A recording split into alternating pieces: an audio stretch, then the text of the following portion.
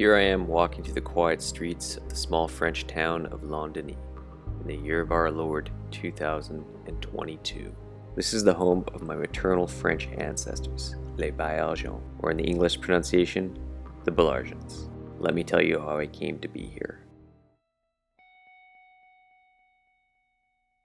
I was born in Saskatoon, Saskatchewan in 1982, the second of 3 sons to James Weiss and Marie Baillargeon, and the 8th of 15 grandchildren of my maternal grandparents, Raymond and Noella Baillargeon. Growing up in Saskatoon with my brothers Corey and Keith, it was apparent from a young age that my mother, Marie, was of French-Canadian descent, eventually understanding that my mother's family's first language wasn't English, but French. My grandparents farmed near the town of Vaughan, just north of North Battleford, Saskatchewan, a region that many of my aunts, uncles, and cousins still farm to this day. Married in 1948, they went on to have 7 children: Dennis, Judy, my mother, Marie, Anita, Janice, Mark, and Guy. By today's standards, this side of my family is quite big, but we are still quite close, getting together often for family events like birthdays, anniversaries, and especially Christmases. I have many great memories celebrating Christmas with my aunts, uncles, and cousins on the farm.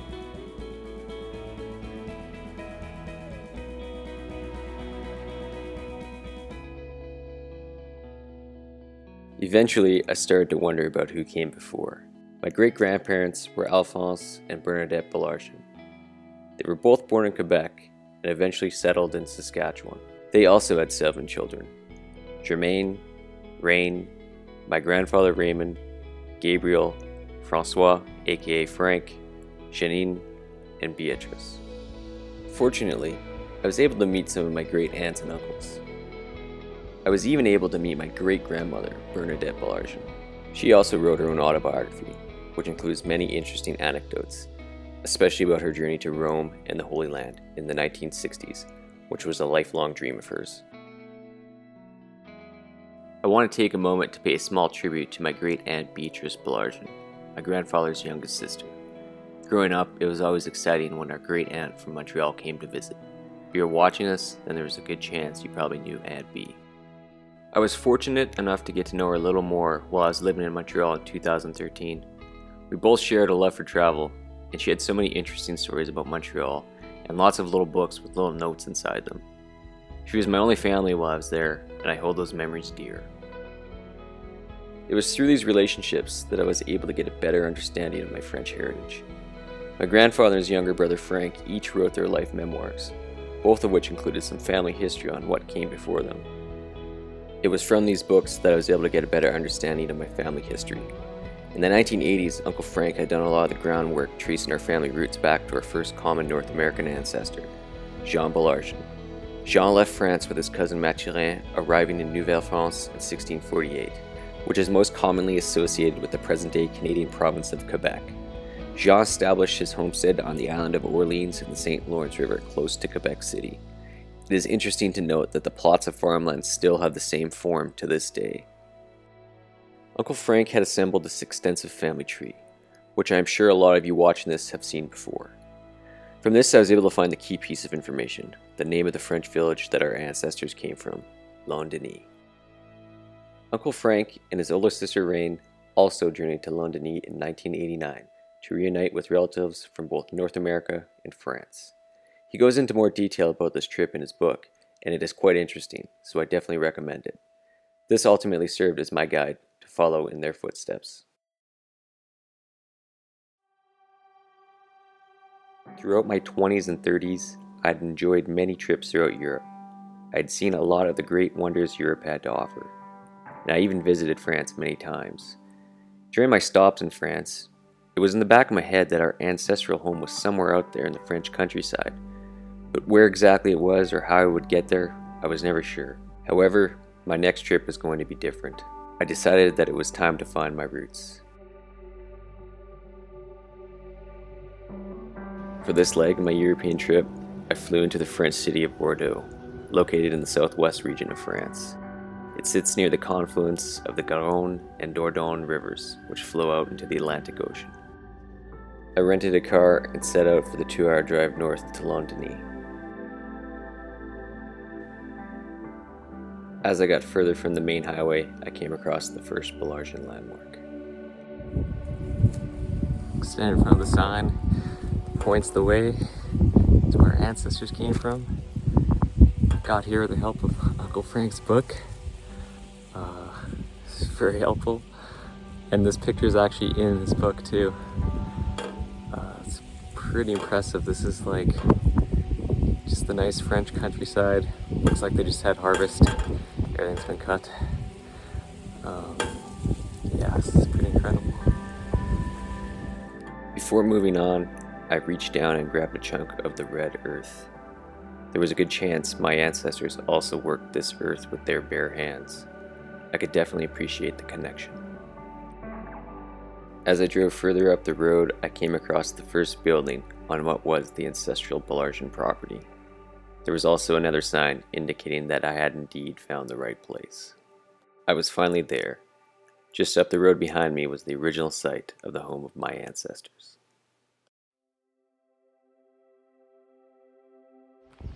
So right behind me, that's the property where the Baillargeon family lived. It's owned by a nice lady now. Her name's Annie. She brought me in her house, gave me a drink of orange juice, showed me around. Very kind. It's pretty special to be here. This is it's quite incredible. I hope you guys can all come here and see this place for yourselves. It's a pretty nice French countryside, what you might imagine, something out of a movie or something.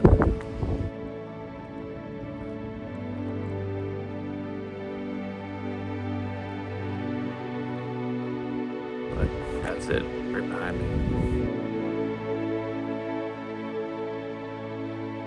She explained to me that this was likely the living space, which is now just a storage shed. But you can see the various building materials that have been used over the centuries.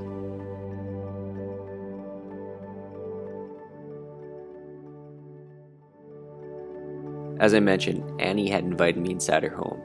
She went into her room and came back with this book that had been written by one of my distant relatives from Quebec, Constantine Baillargeon. But I recognized the first page. It was very similar to a page found in my grandfather's book, and as it turns out, it was from the same book, but just a previous edition. I can only assume that this is the book that both my grandfather and Uncle Frank got their family tree history from. How they got it, I'm not sure, but I'm sure someone watching this knows and probably has this copy somewhere in their possession. The book is quite thick and probably the greatest collection of Baillargeon family history from both France and Canada. I snapped as many shots as I could without wearing out my welcome. She told me that she's owned the property since 1982, and that she remembered Uncle Frank's 1989 family reunion trip, when both North American and European sides of the family gathered. But probably the most interesting thing she said to me was that at least once a year, someone like myself shows up looking for the Baillargeon ancestral home, mostly other descendants from Canada and the US. I was both surprised and happy to hear that there are others out there who journeyed all this way to find the cradle of the Baillargeon family. My next stop was St. Hilaire Church. As I discovered, the church dates back to the 12th century, leaving no doubt that my ancestors worshipped here, were married here, and had their funerals here.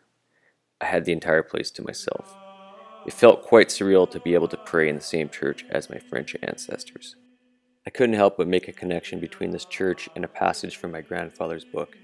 It is an excerpt from a farewell letter written by my Aunt Judy to my great-grandmother Bernadette after she passed away in 1993. It reads the following: "Through the fine mist that now covers your rose garden, I spot a small white church with stained glass windows and golden arched doors. Here you are able to attend a French Mass daily." On the side of the church there was a plaque which read the following: "Believed to have been founded in the 12th century, the church is dedicated to Saint Hilaire, who was the bishop of Poitiers in the 4th century. The Romanesque vaulted stone nave was completed in the 16th century with the addition of the north aisle. Inside there are medieval tombstones and coats of arms, memorials of important local noble families. On the facade, modillions support a cornice. An open bell tower houses two bells. one of which is classified as an historic monument.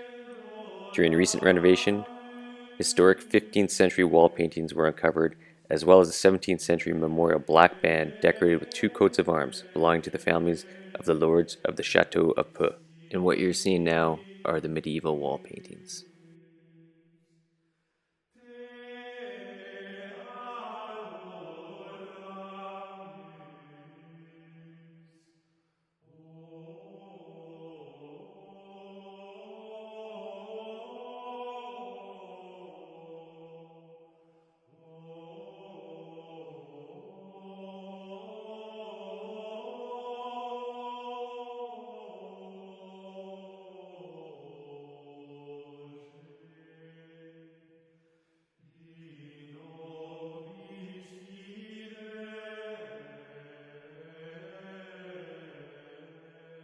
The cemetery was right next to the church. I walked through, but I couldn't find any grave markers with the Baillargeon name. I noticed that a lot of the old stone markings erode over time, making it impossible to read what name may have been on them. Eventually, they seemed to stack the old weathered tombstones off to the side when no one is left to look after them.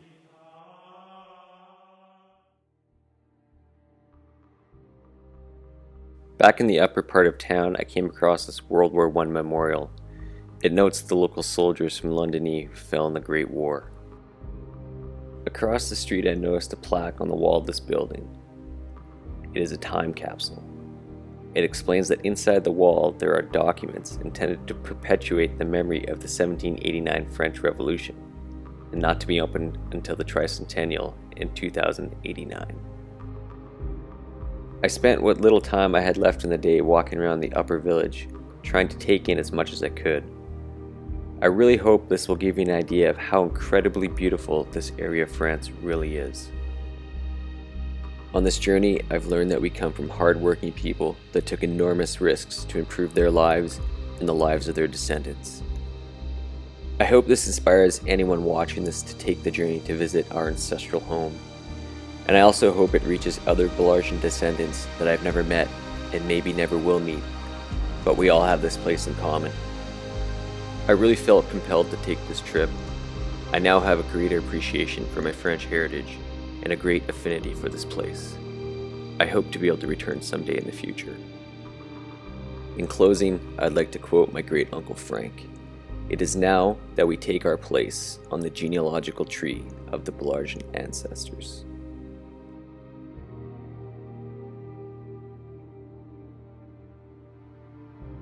Look at this view. So I just realized this is actually overlooking the church that I was just in. It's undeniably beautiful.